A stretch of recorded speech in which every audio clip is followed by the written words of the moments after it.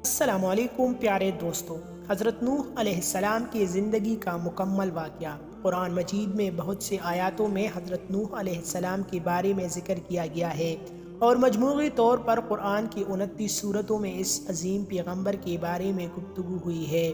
مورخین مفسرین نے لکھا ہے کہ حضرت نوح علیہ السلام کا نام عبد الغفار یا عبد المالک یا عبد العلی تھا، اور نوح کا لقب انہیں اس لیے دیا گیا کیونکہ وہ سال ہر سال اپنے اوپر یا اپنی قوم پر نوحہ وغیرہ کرتے رہے۔ نوح علیہ السلام اللہ تعالیٰ کے پیغمبر تھے۔ آپ نے تقریباً 950 سال تک لوگوں کو اللہ کی طرف بلایا، مگر آپ کی قوم کا جواب یہ تھا کہ آپ بھی ہمارے طرح عام آدمی ہیں۔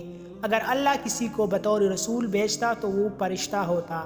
صرف 80 لوگوں نے ان کی دین کو قبول کیا۔ نوح علیہ السلام تمام رسولوں میں سے سب سے پہلے رسول تھے جنہیں زمین میں مبعوث کیا گیا۔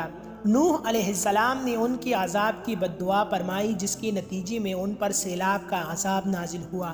اللہ تعالیٰ نے آپ کی قوم پر عذاب بھیجا اور آپ کو ایک کشتی بنانے اور اس میں اہل ایمان کو اور ہر پرند چرند کے ایک ایک جوڑے کو رکھنے کو کہا۔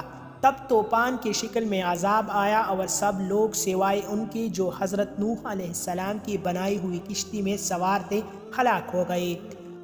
حضرت آدم علیہ السلام کی دنیا میں آنے کے بعد ان کی اولاد دنیا میں خوب زندگی بسر کرنے لگے، لیکن ایک مدت گزر جانے کے بعد وہ لوگ خدا کو بھول چکے تھے اور ایک خدا کی بجائے انہوں نے مٹی اور پتھروں کی کئی خدائیں بنا لیے تھے۔ نہ صرف ان کی عبادت گاہوں میں بت پڑے تھے بلکہ ہر گھر میں بت رکھے ہوئے تھے جن کی وہ پوجا کیا کرتے تھے اور ان سے مرادیں مانگا کرتے تھے۔ نوح علیہ السلام نے اپنی قوم کو اللہ کے احسانات جتلا کر سیدھی راہ پر چلنے کی تلقین کی اور اس برا راہ سے منع فرمایا۔ ان لوگوں نے حضرت نوح علیہ السلام کا مذاق اڑایا اور کہا، بھلا یہ بتاؤ تم کیسے نبی بن سکتے ہو؟ تم تو ہمارے جیسے گوشت پوشت کی بنی ہوئی ہو اور ہم میں ہی پیدا ہوئی ہو۔ تم میں ایسی کون سی چیز ہے جس سے ہم تمہیں نبی سمجھے؟ اگر خدا کو نبی ہی بھیجنا تھا تو وہ کسی فرشتے کو نبی بنا کر بھیج دیتا۔ نوح علیہ السلام نے اپنی قوم کو اللہ کے احسانات جتلائے اور کہا، تم کو چاہیے کہ ان بیکار بتوں کی عبادت کرنا چھوڑ کر ایک خدا کی عبادت کرو، اور میں اس کے تم سے کوئی اجرت نہیں مانگتا، تمہاری ہی بھلائی کے لیے تم کو نصیحت کرتا ہوں۔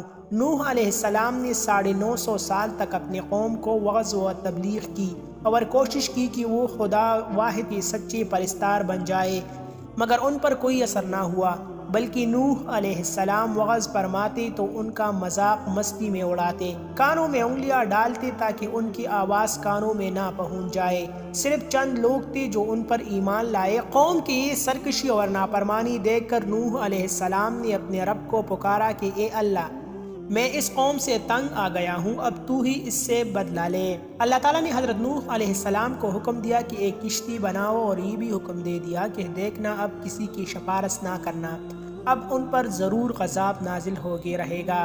حضرت نوح علیہ السلام خدا کے حکم کے مطابق کشتی بنانے میں لگ گئے۔